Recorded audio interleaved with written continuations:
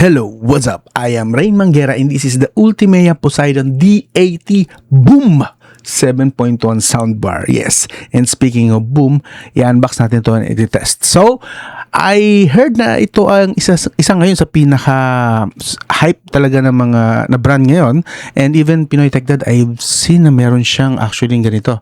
Not this exact model pero Ultimea din. So, I got curious and timing naman. Syempre, kailangan ko ng bagong soundbar since medyo nabibitin na ako sa mga audio experience ko kapag nanonood kami ng movies ng family ko. So ito nga ina-unbox natin and setup na rin natin. Okay?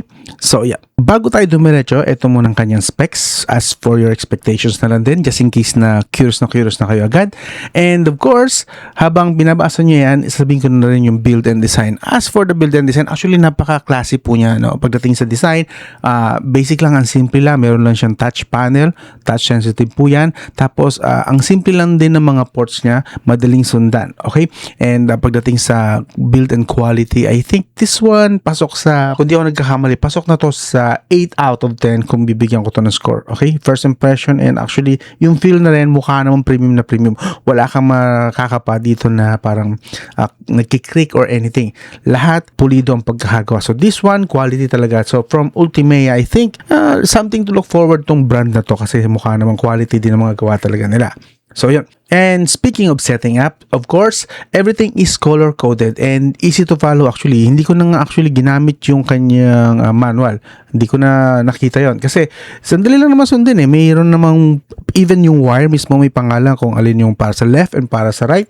Color-coded na rin siya at hindi ka na rin magkakamali sa hugis. Siyempre, pag hugis ng HDMI, hugis ng what you hold is ng power cord and so on and so forth, madali na pong sundan. And with that, idagdag pa natin yung subwoofer na wireless. Yes, wireless po. Isasaksak mo na lang siya. And along with the subwoofer, i-connect mo na rin yung dalawa pang side speakers.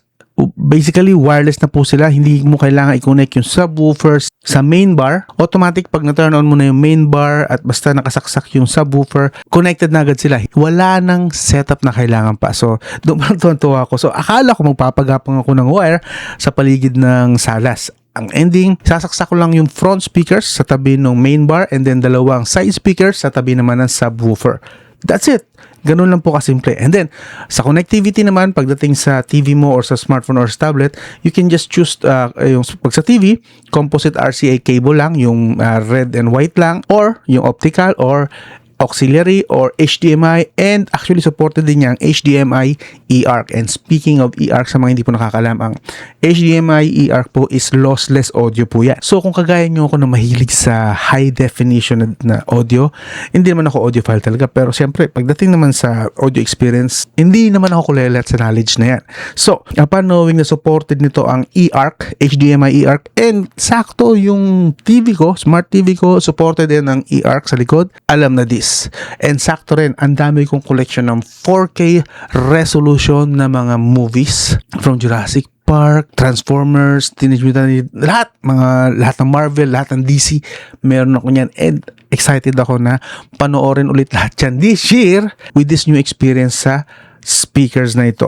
Yes, finally something na talagang kung immersion lang naman ang hinahanap ko, ito na yon. Immersive kung sa immersive talaga. Okay? And if in case na tinatamad ka namang mag-connect pa ng mga wires, meron din po siyang support for Bluetooth 5.3. Yes, for wireless connectivity po yan. Everything is seamless talaga when it comes to connection. Okay? No complicated setup, just plug and play. Literal, plug and play lang talaga rito. Hindi mo na kailangan nga hanapin yung user guide. Yes. Okay. Pagkatapos sa setup, syempre testing natin to and skip na tayo ng ilang araw para mas marami ako masabi sa inyo in terms of experience talaga. Okay? Let's go. Fast forward na tayo. Okay, here we go. So, pagkatapos ng ilang araw, we have some verdict. Ito na yung mga na-experience ko sa kanya. Okay, of course, meron tayong mga pros and cons. Pero focus tayo muna sa pros kasi mas marami ako nakitang pros sa kanya, which very good naman. Buti naman kung ganon. So, for movies, okay, kung meron kang collections like mine, meron akong collections ng mga high-definition movies, mostly Full HD and 4K resolutions. Solid, especially the 4K kung meron ka. At syempre, usually may support yung for 7.21 channels. Dolby Atmos pa. Naku po, you will love it. Seryoso. Okay, the 7.1 surround sound is not a gimmick. Yung Dolby Atmos is also the real deal. Immersion is everything dito with this Ultimea Poseidon D80 boom speaker setup. Yung left and right sound experience is on another level.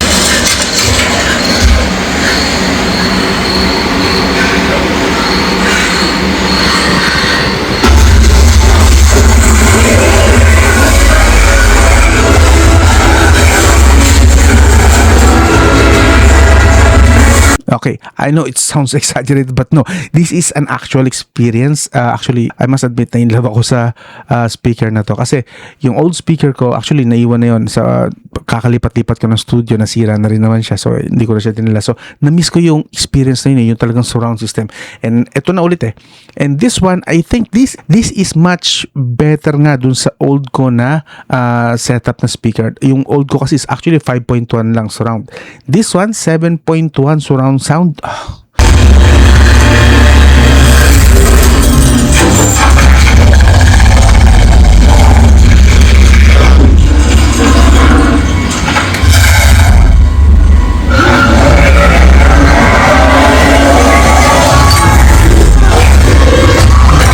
Ganito pala yun. Ito pala yung experience na yun, okay? Rinig mo yung rolling bass, yung almost true to life na explosion pag may sumasabog. Oh my God! Ooh! Minsan may mga times na, alam mo yun, alam ko na yung movie, napanood ko na, pero magugulat pa rin ako pag may sumabog. Boom! Kasi nasa gilid ko yung pinaka subwoofer niya. Solid. Ang iba yung may dagundong siya sa pakiramdam mo, lalo't ang liit lang din naman ng salas ko. Sa liit ng salas ko talagang yung surround feel ang solid. Ngayon, kung mahilig ka naman manood sa Netflix, ito medyo hit and miss to. Kasi sa Netflix, hindi lahat po kasi is Dolby Atmos supported yung mga videos nila in movies. So, if makakapanood ka or makaka-encounter ka ng mga movies nila na may support for Dolby Vision and Dolby Atmos, good. Ma-appreciate mo yung speakers na to, itong soundbar na to, itong surround system immersion na to, itong experience na to. If ma-encounter mo yung mga movies nila na medyo, alam mo na, hindi high definition, yun, medyo flat nga lang yung maririnig mo. Pero that's, again, not the speaker's fault. That's Netflix fault. Kasi hindi naman lahat kasi ng content nila is supported yung Dolby Atmos. So that's it. Baka magulat lang kayo pag nanonood kayo ng Netflix, bakit itong movie na to okay din nung lumipat tayo ng ibang movie or ng TV series, hindi na ganun kalakas. May experience nyo yan. Ako, na-experience ko yan. Pero highly recommended ko sa inyo kung gusto nyo lang din naman ng talagang immersive experience. Yeah, download your own movies yung 4K resolution talaga. But then again, that's just me. Kung hindi nyo trip yung ganun, mas trip nyo yung Netflix or and so forth, okay lang din naman. Pero again, may encounter kayo na ganun na sa Netflix, hindi lahat high definition yung mga videos nila, okay? If you have Blu-ray quality movie files, even better. I'd recommend that instead, okay? Now, for vocal audios naman, okay, yung mga podcast, mostly mga vocal lang talaga, wala yung mga sound effects ng mga videos na mapapanood nyo, like sa YouTube, pwede. X7 Pro. Yung battery capacity nito nasa 6,550 mAh capacity ng battery. At ang maganda rito, global version na hindi ka na mag-aalala na maglagay ng mga Google Play at meron din tong warranty. Guys, itong Poco X7 Pro sa 256 day storage, nag-sale siya ng 13,000 pesos lang. For those videos, everything naman is clear actually. Audio output on YouTube videos and movie dialogues are clear as a person is like talking to you is harapan. For high quality channels na may excellent audio talaga yung priority nila yung quality ng audio nila, wala ka maririnig na white noise. Talagang maganda, masarap makinig, especially sa podcast part. Ganda, mga vodcast ngayon, mga video on demand na casting, everything clean, solid. Halos hindi mo na nga kakailangan ng subtitle kasi ganun na nga kalinaw ngayon yung audio sa speakers na to dito kay Ultimea Poseidon D80 Boom 7.1 soundbar na to. Yes, no kidding. So kung manonood kayo ng mga YouTube videos ko, yeah, mas may enjoy nyo actually kasi as much as possible mataas ang effort ko pagdating sa microphone. Nakailang palit na rin ako every time na feeling ko hindi na siya ganun kalinaw. Yeah, I keep on upgrading my equipment para sa inyo. Like this one, I hope sa microphone na to ma-appreciate nyo yung sinasabi ko na kung bakit ganun kahalaga sa akin yung linaw ng audio. Okay? Kahit hindi na ganun kaganda ang video presentation ko, pero basta sa audio, mas preferred ko malinaw talaga. And now, for gaming, of course, hindi pwede hindi natin test ang gaming yan. Even better. Yes.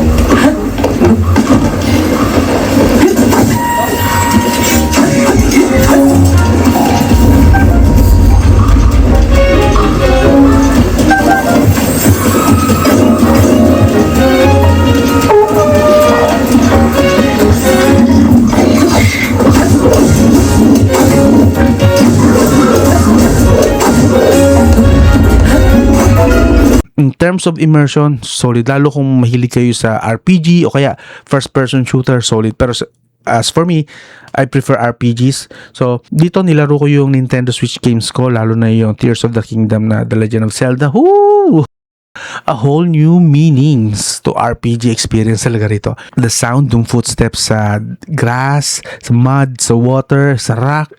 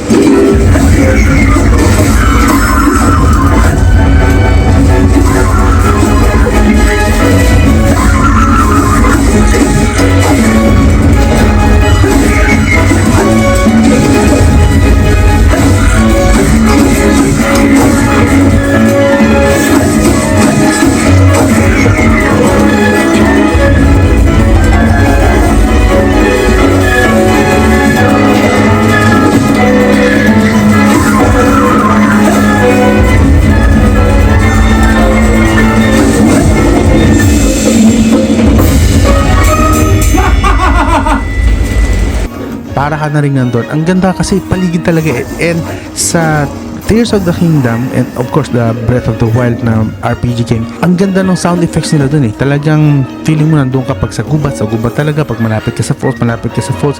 And this speaker, yes, mas ma-appreciate mo ngayon yung ganun kagandang immersion, ganun kaganda yung score ng game na yun, yung music nila. My God, you'll find a new way to appreciate the game. Okay, hindi lang itong game na to, I'm sure. The Witcher, tinry ko rin, nilaro dito and other games, solid. Pero mas prefer ko talaga laruin dito yung Tears of the Kingdom and Breath of the Wild kasi medyo na-addict na ako sa game na yun. Mas, feel ko yung open world na yun eh. And smooth naman siya. So, ito pa, plus yung left and right surround sound, even more impressive. My God, pwede ako maglaro ng Tears of the Kingdom dito and forget the rest of the day. Yes. Now, lipat naman tayo sa music. Okay, dito siguro yung cons. Dito ko napansin yung cons na part. Pero hindi naman big deal talaga na cons. Medyo dito may pag-iinarte ko na lang siguro ang isisingit ko rito. Okay? As for the music, ang ganda ng bass niya. Don't get me wrong. Ang ganda, solid. And that subwoofer, talagang yung pinaka-low talaga na rumbles na beat ng drums and so on and so forth sa background. Ang ganda, sarap pakinggan dito, okay?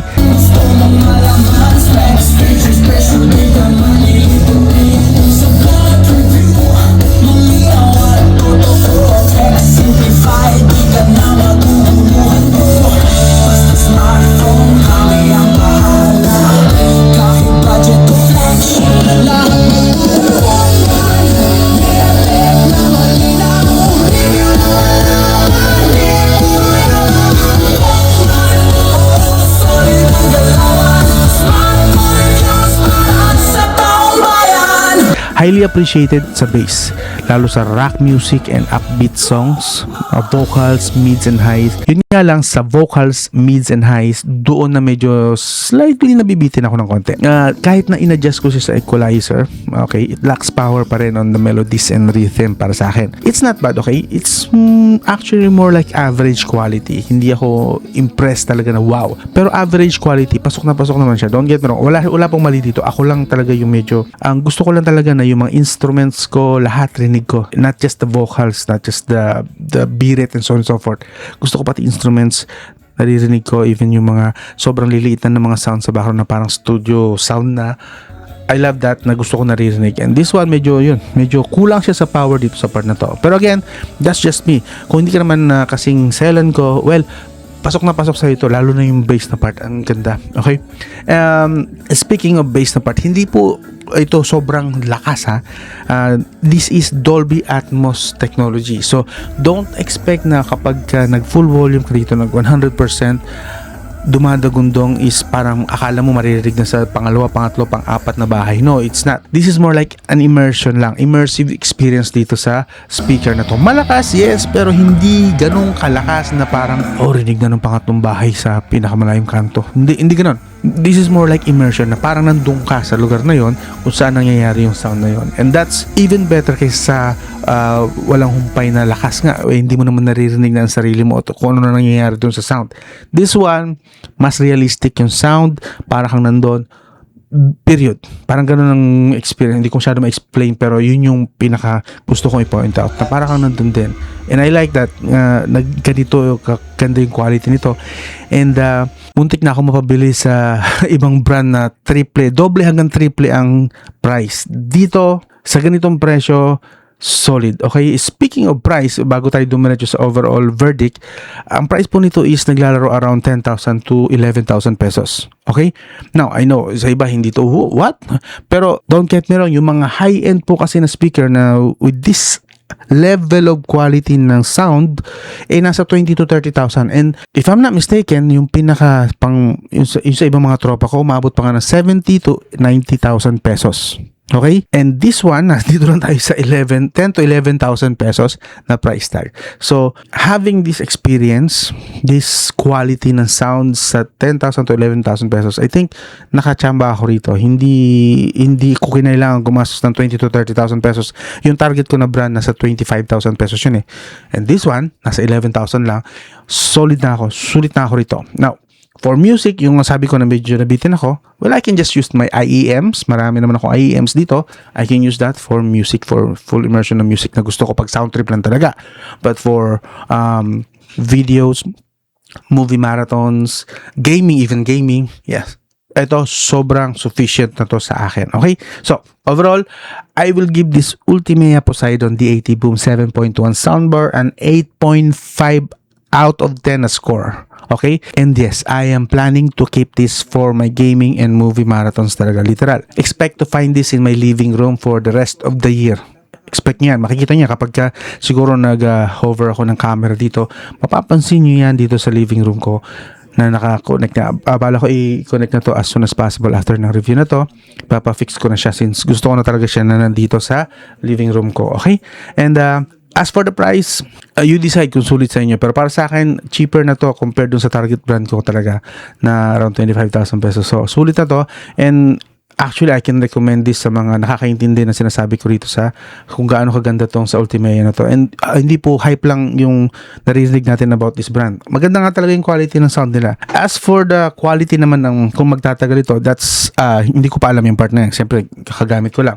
Maybe after a year or two, I can do a final review or follow-up review. Okay, maybe. Okay? So, kung goods naman, why not? I'll say maganda to. But for now, pasok po siya sa hinahanap ko and finally nakatipid din sa wakas. Akala ko lagi na lang gagastos ng 20,000 pataas lagi sa mga equipment na ginagamit ko dito sa bahay and sa studio. So, yan. Now, kung interesado kayo, iwan ko ang link dito sa video description and I'll try to find a voucher, discount voucher. And if pag may nahanap akong discount voucher, paki-check nyo na lang yung video description. Or you can just click the floating Shopee and Lazada tag sa kaliwang side ng video dito. Ayan, ituturo ko yung may arrow dyan na nagfa-float. Yan, check nyo dyan. Minsan nandyan na rin, kasama na dyan yung discount voucher if ever man. Okay, safe to say, yeah, I can actually say na I am now in love with this soundbar so far until I find something better, but right now this is good. This is perfect for my small living room. Malitang naman ang bahay ko and this one is perfect. Yung sound niya, yes, solid. Okay? And I asked actually yung kapitbahay ko kung rinig sa labas. Rinig daw hanggang dun sa at least sa katabing bahay, but hindi naman rinig dun sa pangatlong bahay. So it's loud but it's not super loud. Okay? And ang pinaka-focus naman ng speaker na to is more on immersion and surround system talaga. Okay? So ayun, this is Ultimea Poseidon D80 Boom 7.1 soundbar. 8.5 out of 10 po ang binigay ko sa kanyang score. And let's see kung magtatagal itong speaker na to. Okay? This is Rain Manguera and I hope nagustuhan nyo yung ganitong style ng review. And if ever man, please consider subscribing. Kahit subscribe na lang po. Okay na, hindi na ako magre-request ng iba pang mga pwede nyo gawin. Or like. O pwede rin pala mag-like. This is Rain Manguera. I'll talk to you again soon. That's it. I'm out. Hey, walang bias, walang arte. Tapat kung magbigay, ikot man ang sagot. Pag